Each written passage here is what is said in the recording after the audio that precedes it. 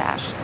I then asked about company reports that repeatedly questioned the stability of the ash ponds. Should the TVA have seen this coming? You were warned repeatedly. Leslie, there were red flags that have been noticed all through the years.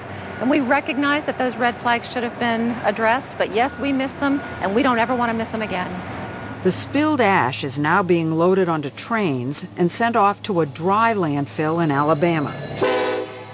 Right now, coal ash disposal is regulated by the states, some of which have strict rules, some hardly any at all. EPA can be a force for good. The new head of the EPA, Lisa Jackson, is reviewing whether the federal government should get involved by labeling coal ash a hazardous waste, which would mean much tighter regulations and oversight. Why wouldn't you right now, this minute on 60 Minutes, declare that coal ash is a hazardous waste? EPA, in making a regulatory determination, has to look at a number of factors, including the toxicity of the material and how it's currently managed.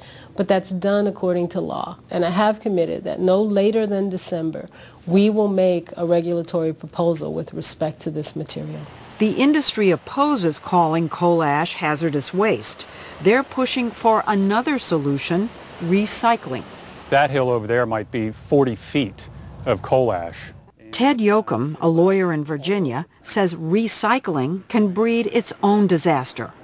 He says that in 2002, the state's power company, Dominion, got rid of some of its excess coal ash by giving it to this golf course in Chesapeake. Wow, how many tons of coal ash, do you know, did they use to build this golf course? We know that they put at least 1.5 million tons. Million tons? Yes. For conditional use permit to construct and operate a golf course. In this city council meeting, a consultant hired by the company that built the golf course assured the mayor that coal ash was safe for reuse. It, in every aspect, it's the same as dirt, as it's been explained to me. I'm not aware of any negative aspects of it at all. The mayor then turned to a Dominion executive. Is there any environmental concerns we should be aware of? No, sir. We at Dominion Power are fully in compliance with all the federal and state regulations. 2 years later, this internal company study about handling the ash for the golf course recommended that workers use impervious gloves and particulate filtering respirators due to potential health risks. Problems with children, birth defects. Robin Pierce and her neighbor Stacy Mormon live across the street from the golf course. It was said that they were told they should wear respirators and bodysuits. Nobody came up and down either one of these two streets and handed out wardrobe for us. But our children were out there playing in the yard, breathing the stuff. How does that happen? Also, Dominion's internal risk assessment warned of the dangers of coal ash leaching into the water supply. To prevent that, the contractor who built the golf course was supposed to build a 2-foot barrier under the coal ash and one 18 inches on top. The contractor's engineer certified this was done.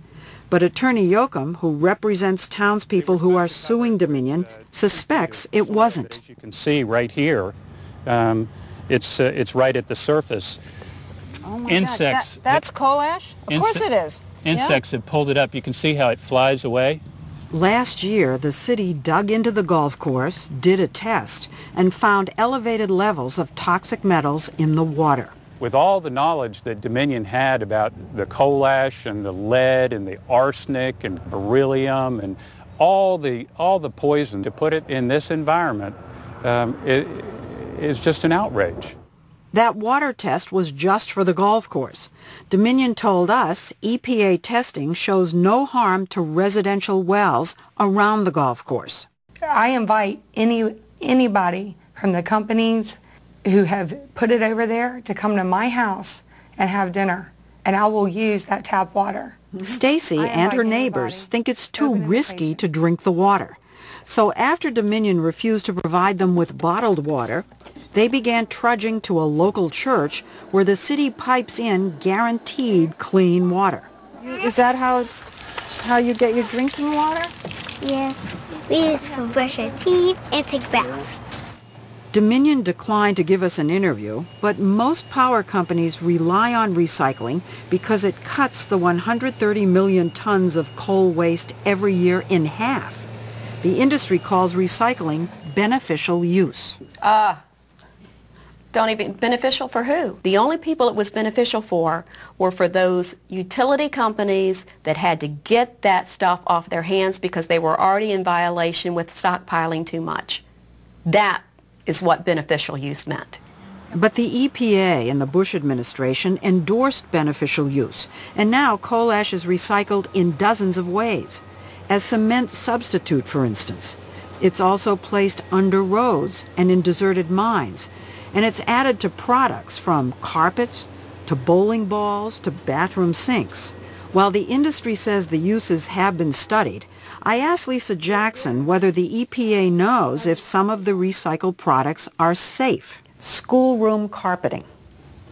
I don't know. I have no data that says that's safe at this point. Kitchen counters. The same. 50,000 tons of coal ash byproducts have been used in agriculture. Now, what's being done through EPA to look at the use of coal ash in agricultural products? Anything? Is there a study? I'm not sure that there's any study out there right now. How did we get to a place where coal ash is in products without anybody knowing? We're here now because coal ash at this time isn't regulated material by the federal government. Right.